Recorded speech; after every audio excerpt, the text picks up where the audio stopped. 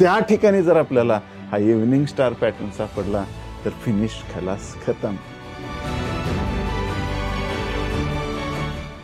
My dear chart commando, आपण दिवसभर धावपळ करत असतो, एकदम बूममध्ये असतो, काम करत असतो, राईट. जसं मार्केट एकदम बूममध्ये असतं, अप ट्रेंडमध्ये असतं, तसं दिवसभर आपण एकदम अप ट्रेंडमध्ये असतो. पण जशी जशी सायंकाळ व्हायला लागते, जशी जशी रात्र जवळ यायला लागते, जशी जशी इव्हनिंग जवळ यायला लागते, आपण तिथं हळूहळू आपली एनर्जी डाऊन व्हायला लागते आणि हळूहळू आपण गप होतो, right.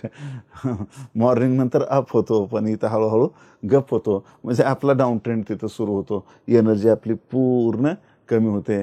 Same as like that evening star candlestick pattern, इथं सुद्धा मार्केटमध्ये एक अप ट्रेंड आलेला असतो आणि शेवटी त्याच्यामध्ये एनर्जी कमी होते मार्केटमध्ये आणि हळूहळू त्या ठिकाणी जर आपल्याला हा इव्हनिंग स्टार पॅटर्न सापडला तर फिनिश, खलास, खतम.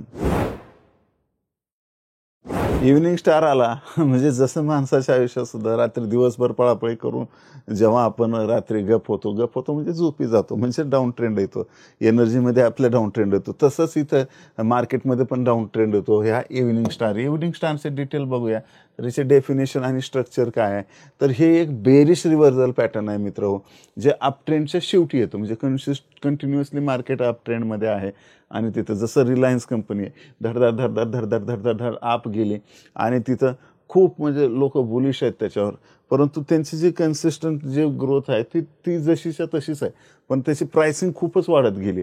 मग काही ठिकाणी तिथं मग शेवटी काही इन्व्हेस्टर विचार करतात की बस झालं, आपण आता इथं प्रॉफिट बुक करू, आणि त्या काळाला तिथं जर इव्हनिंग स्टार आला तर मग मात्र तिथं कन्फर्मेशन होतं, मार्केट शॉर्टमध्ये जाऊ शकतं, डाऊन ट्रेंडला जाऊ शकतं, खाली पडू शकतं.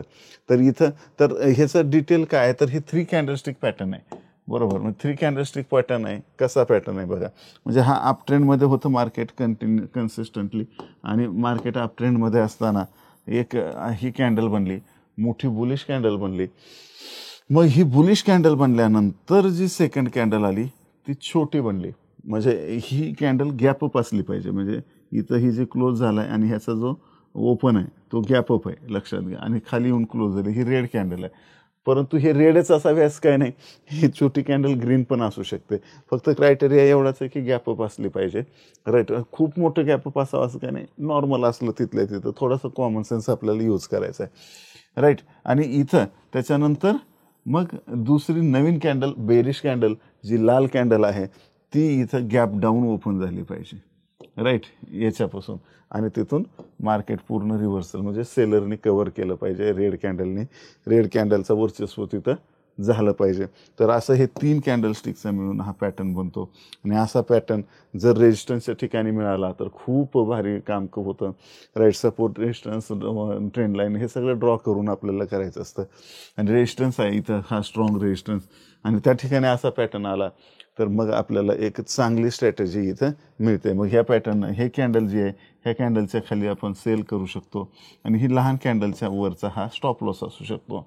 टार्गेट जे आहे ते 1:1, 1:2 असं तरी ठेवलं तरी चालेल, राईट. बाकी स्ट्रॅटेजीमध्ये आपण बघणारच आहोत, नवीन स्ट्रॅटेजी येणाऱ्या काळात. तर इंटरप्रिटेशन इन इंडियन मार्केट हे काय करतं, पॉसिबल शिफ्ट, म्हणजे बुलिश मार्केटमधून बेरिश मार्केटमध्ये आपण शिफ्ट व्हायलो, हे ह्याचं इंटरप्रिटेशन आहे. आणि हे ट्रेड जे युजर, म्हणजे जगातले भरातले युजर ह्याला शॉर्ट सेल करण्यासाठी यूज करतात, हिडनबर्ग वगैरे, राईट. आपण अदानी एंटरप्राइजचं उदाहरण बघितलं होतं, राईट. ह्याचं ॲप्लिकेशन करत असताना, हे वापरत असताना सगळ्यात महत्त्वाचं काळजी घ्यायची आहे की हे आपल्याला अनेक बाकी कन्फर्मेशनसोबत सुद्धा वापरायचं. म्हणजे याला इंडिकेटर्स जसे RSI, MACD किंवा तुमचं जे कुठलं इंडिकेटर आवडीचं असेल ते याच्यात वापरू शकता, किंवा तुमचं ऑलरेडी स्ट्रॅटेजी असेल कुठली शॉर्ट करायची, राईट, कसं मार्केटला सेल करायचं, तर त्या स्ट्रॅटेजीसुद्धा ह्याचा वापर करू शकता. किंवा टूल्स जे आहेत, सपोर्ट, रेजिस्टन्स, मी जे सांगितलं आता त्या पद्धतीनं तुम्ही ते वापरू शकता. पण हे एकट्या जीवावर वापरायचं नाही आहे आपल्याला. आणि रिस्क मॅनेजमेंट ही लगाएगा तेरे लॉस पे मरहम. तर इथं आपल्याला लॉस म्हणजे इथं आपल्याला क्लिअर ठेवायचं आहे, फिक्स ठेवायचं आहे की स्टॉप लॉस आपला कुठं असला पाहिजे, आणि त्याच्यानुसार आपली पोझिशन सायझिंग हे करायचे. याचा स्टॉप लॉसनुसार पोझिशन सायझिंग कशी ॲडजस्ट करायची, चार्ट कमांडो हिंदी चॅनलवर मी ऑलरेडी व्हिडिओ टाकलेला आहे, इथं पण मी टाकेन. आत्तापर्यंत मी जवळपास हजारो व्हिडिओ बनवलेले आहेत आणि जर सगळे व्हिडिओ जर बघितले chartcommando.com वरचे कोर्सचे बाकी सगळे, तर मी 2000पेक्षा जास्त व्हिडिओ जवळपास रेकॉर्ड केलेले आहेत. तर ह्याचा फायदा घ्या मित्र. ही जी तळमळ आहे, जे तुमच्यासाठी करतोय, हे तुम्ही फायदा घ्या आणि जास्तीत जास्त लोकांपर्यंत ही सिरीज पोहोचवा, जेणेकरून महाराष्ट्रातला प्रत्येक मराठी बांधव हा फायनान्शियली फ्री होईल. तर इथं आपल्याला सगळ्यात महत्त्वाचं हे रिस्क मॅनेजमेंट लक्षात ठेवायचे. आणि एक पॉईंट म्हणजे लिमिटेशन काय, की एकट्या या पॅटर्नच्या भरोश्यावर दिसला इव्हनिंग स्टार कर शॉट, दिसला इव्हनिंग स्टार कर शॉट, असलं भानगड करायची नाही. बाकी पण हे जे मी सगळं सांगितलेलं आहे ते कन्फर्मेशन करूनच मगच आपल्याला हे करायचं आहे. आपण चार्टवर पण ह्याचे एक्झाम्पल पाहणार आहोत. माय डिअर चार्ट कमांडो, आपण एक्झाम्पल बघूया इव्हनिंग स्टारचं.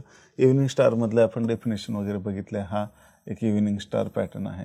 काही थोडेसे चेंजेस वाटू शकतात, पण आपण हा इव्हनिंग स्टार पॅटर्न, या इव्हनिंग स्टारमध्ये जी रेड कॅन्डल बनलेली आहे, याचा आपण ह्या स्ट्रक्चरचा जो लो आहे, तो लो आपल्याला लोच्या खाली एंट्री करू शकतो इथे.